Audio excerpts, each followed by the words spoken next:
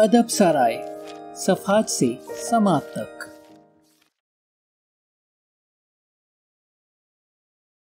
اب تک کے ساتھ اور تعاون کا شکریہ، مزید تعاون کے منتظر۔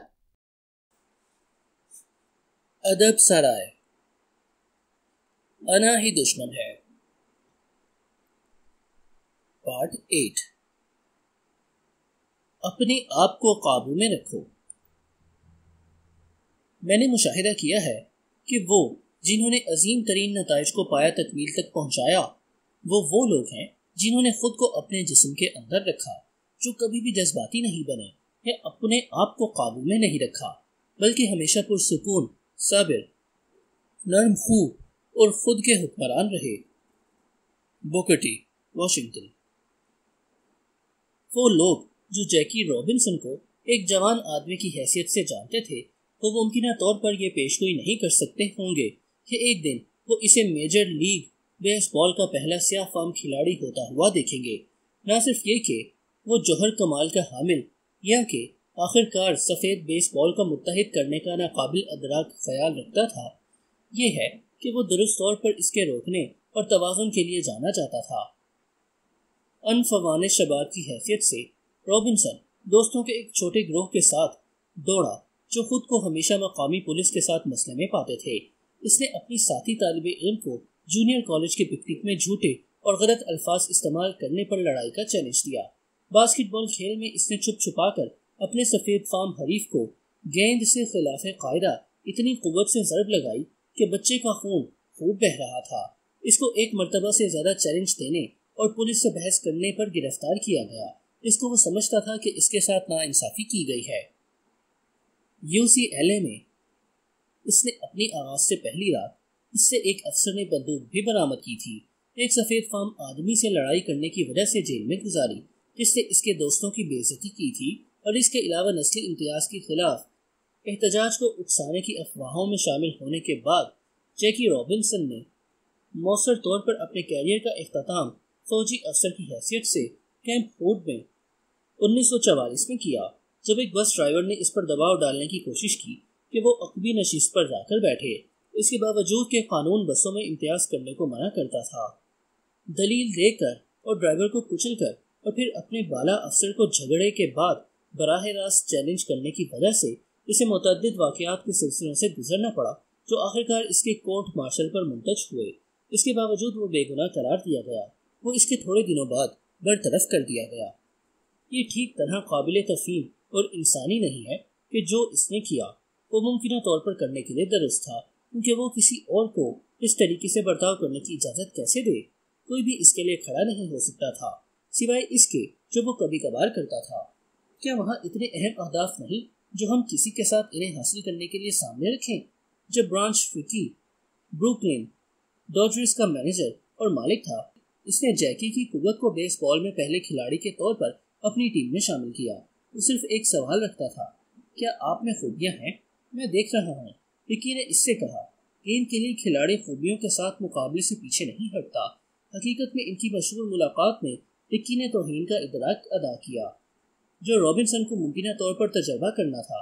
اگر وہ رکی کا چیلنج قبول کرتا، ایک گرم مزاج کلرک نے اسے ہوٹل میں کمرہ دینے سے انکار کر دیا۔ ایک تلخ ویٹر ریسٹورنٹ میں اس پر حریفانہ گندے الفاظ میں چیختا رہا۔ اس سے رابنسن نے خود کو صبر کا یقین دلایا، وہ ان سے نمٹنے کے لیے تیار تھا۔ وہاں کھلاڑیوں کی کثیر تعداد تھی جن کے ساتھ رکی جاتا تھا، لیکن اس کو ایک ایسے کی ضرورت تھی جو اپنی انا کو سب سے زیادہ بڑی تصویر دیکھنے سے بند نہیں کرے گا، جیسے اس نے بیس بال کے نظام میں اپنی حالت عروج میں آغاز کیا۔ پھر فائدے میں رابنسن نے ملازمین کے عملے یا کم گو کھلاڑیوں کی جانب سے اور زیادہ سختیوں کا سامنا کیا۔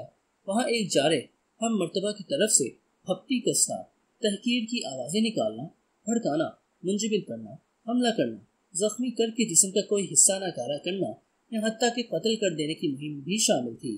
اس کے کیریئر میں اس کو 72 سے زائد زخم لگے۔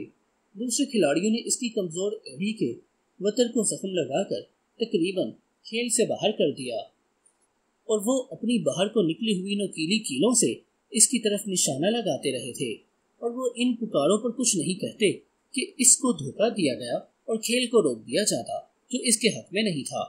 تاہم جیکی رابنسن نے اپنی رکی سے کیا ہوا غیر تحریر شدہ مشاہدہ تھامے رکھا اور کبھی بھی دھماکے دار غصے میں اسے نہیں چھوڑا، گو کہ وہ اس کا حقدار تھا۔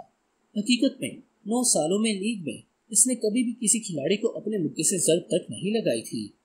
ایتھلیٹ آج ہمیں برباد شدہ اور گرم مزاج نظر آتے ہیں، لیکن اس زمانے میں ہم اس کا کوئی تصور نہیں رکھتے تھے جو اس وقت پھر لیگی کی طرح ہوتے تھے۔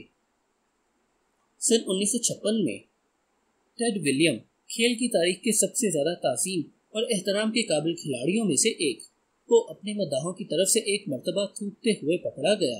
سفید کھلاڑی کی حیثیت سے نہ وہ صرف اس سے بچ نکلا، اس نے بعد میں اخباری نمائندوں سے بھی کہا، میں ذرا بھی اس کے بارے میں شرمندہ نہیں ہوں، جو میں نے کیا تھا میں درست تھا، اور میں ایسے لوگوں پر دوبارہ تھوکوں گا جنہوں نے آج مجھ پر تحقیر امیز آوازیں نکالی تھی، کوئی ایک بھی مجھے تھوکنے سے نہیں روک سکتا۔ سیاہ فام کھلاڑی کے لیے اس قسم کا رویہ نہ صرف قابل خیال بلکہ اس سے بالا جامع تنگ نظری کا باعث ہوتا ہے۔ رابنسن کو ایسی کوئی آزادی حاصل نہیں تھی، یہ نہ صرف اس کے کیریئر کا اختتام تھا بلکہ اس کے بڑے تجربے کو ایک نسل پیچھے لے جاتا۔ جیکی کا راستہ اس سے چاہتا تھا کہ وہ اپنی انا اور ایک لحاظ سے وہ انصاف کی بنیادی شعور اور انسان ہونے کے حقوق سے دستبردار ہو جائے۔ اس کے کیریئر کے ابتدا میں فلاڈیلفیا فلیز کا مینیجر بین چپمین خاص طور پر اس کھیل کے دوران طنز کے تیر چلانے میں وحشی تھا۔ کالے لڑکے، وہ تمہارا انتظار جنگل میں کر رہے ہیں، وہ بار بار چیختا تھا، ہم تم کو یہاں نہیں چاہتے۔ جشی، اس کے باوجود جیکی نے اس بارے میں منتظمین کو مطلع نہیں کیا، ایسے اس نے بعد میں لکھا، وہ کتیا کے سفید بچوں میں سے ایک کو گرفت میں لانا اور دانتوں کو اپنے حقیر جاننے والے سیاہ مکے سے توڑنا چاہتا تھا۔ اس کے ایک ماہ بعد وہ چپمین کے ساتھ دوستانہ فوٹو کھنچوانے پر رضامند ہو گیا تاکہ اس کی ملازمت بچانے میں مدد کر سکے۔ چھونے کا خیال، تصویر بنانے کے لیے اس کے ساتھ دوستانہ انداز میں بیٹھنا، حتیٰ کہ اسے رابنسن اپنے 60 سالوں میں سے مشکل ترین چیزوں میں سے ایک کہتا تھا تو اس نے کبھی بھی کی تھی، لیکن وہ اس کے لیے خواہش مند تھا کیونکہ یہ اس کے زیادہ بڑے منصوبے کا جز تھا۔ وہ سمجھتا تھا کہ مخصوص قوتیں اس کو چالہ ڈال کر پکڑنے کی کوشش کر رہی تھیں تاکہ اسے برباد کر سکیں۔ اس کو جانتے ہوئے وہ چاہتا اور ضرورت تھی کہ وہ بیس بال میں کچھ کر کے دکھائے۔ یہ بالکل واضح تھا کہ اس کو کرنے کے لیے اسے کیا درگزر کرنا ہے۔ وہ زیادہ وقت نہیں رکھتا تھا لیکن اس نے سر انجام دیا۔ ہمارا اپنا راستہ، چاہے جو کچھ بھی ہم آرزو کریں، اس کی کچھ طریقوں سے احمقانہ کی مقدار کے طور پر تعریف کی جاتی ہے جس سے ہم معاہدہ کرنا چاہتے ہیں۔ ہماری انکساریاں رابنسن سے تقابل میں زدہ ہو جاتی ہیں، لیکن یہ بھی سخت ہوں گی، یہ ابھی بھی اپنے ذات کو قابو میں رکھنے کے لیے بہت مشکل میں ہے۔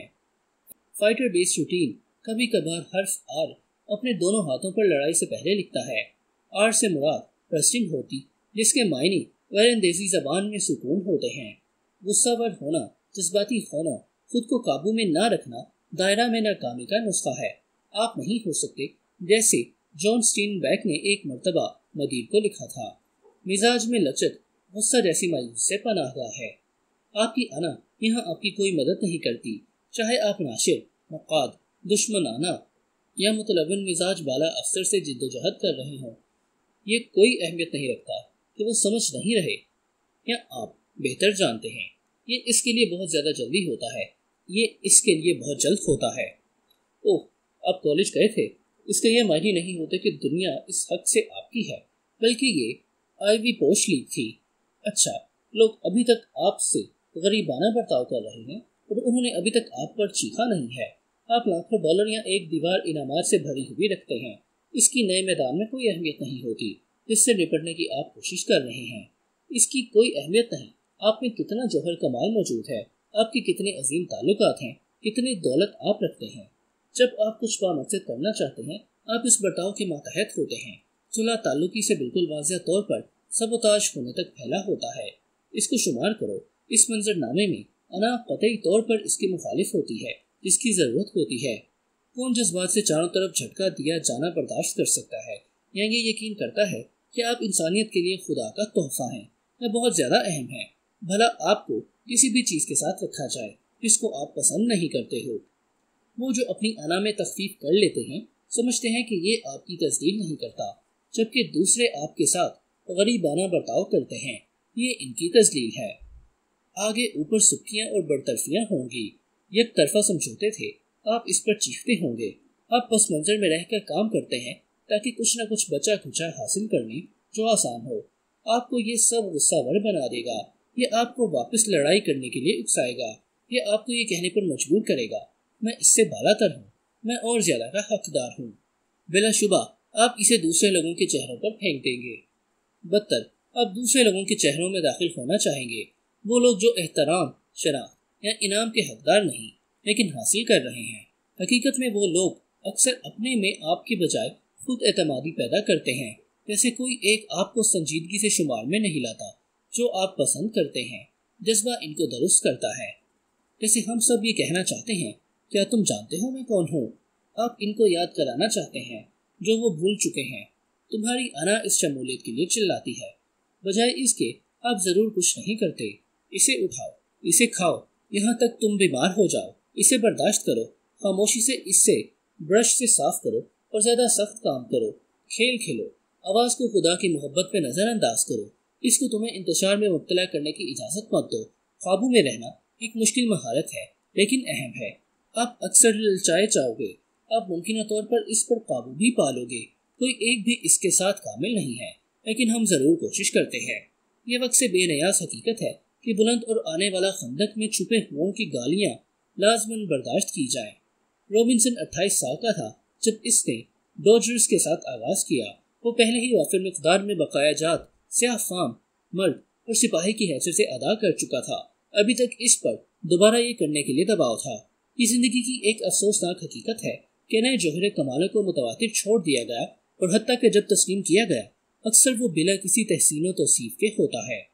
اسباب ہمیشہ مختلف ہوتے ہیں لیکن یہ سفر کا حصہ ہے، لیکن آپ اس قابل نہیں کہ اس نظام کو خود بنانے کے بعد تبدیل کر سکیں۔ اسی دوران میں آپ کو کوئی طریقہ دریافت کرنا پڑے گا جو آپ کے مقاصد کے ساتھ موزوں ہو، حتیٰ کہ اگر وہ مقاصد درست ارتقاء کے لیے دوسروں سے سیکھنے میں ان کے پاسا سے اپنی بنیاد تعمیر کرنے، اپنے آپ کو استحکام دینے کے لیے ٹھیک اضافی وقت لیں۔ جیسے رابنسن اپنی ذات کو ثابت کرنے کے بعد سال کا بہترین روکی اور MVP کی حیثیت سے کامیاب ہوا تھا۔ اس کے ڈاجز پر نقش یقینی تھے۔ وہ اپنے آپ کو کھلاڑی اور انسان کی حیثیت سے اپنی حدود کے بارے میں اور زیادہ واضح تیقن سے کہتا تھا، اپنی حدود کے بارے میں اور زیادہ واضح تیقن سے کہتا تھا۔ اپنی رفتار کے لیے خود راستہ بنا کر اس نے محسوس کیا کہ وہ امپائر سے بحث کر سکتا تھا، وہ اپنا بازو پھینک سکتا تھا اگر کسی کھلاڑی کو پیچھے کرنے کی ضرورت پڑے یا پیغام بھیجنا ہو۔ اس کی کوئی اہمیت نہیں کہ رابنسن کتنا پر اعتماد اور مشہور ہو گیا تھا، اس نے کبھی بھی شائقین پر نہیں تھوکا، اس نے کبھی بھی کوئی ایسا کام نہیں کیا جو اس کی وراثت کی تذلیل کرے۔ آغاز کے دن سے لے کر اس کے کھیل کے اختتام تک اس کا رویہ شاندار رہا۔ جیکی رابنسن جذبے کے بغیر نہ تھا، وہ ہم سب کی طرح جذبہ اور پریشانی رکھتا تھا، لیکن اس نے سیکھا تھا کہ سخت رسی جس پر وہ چل رہا ہے وہ صرف قابو میں رکھنے سے درگزر کی جا سکتی ہے۔ اس کے پاس انا کے لیے کوئی معافی نہیں تھی، ایمانداری سے کئی راستوں پر نہیں چلا جاتا۔ ادب سرائے۔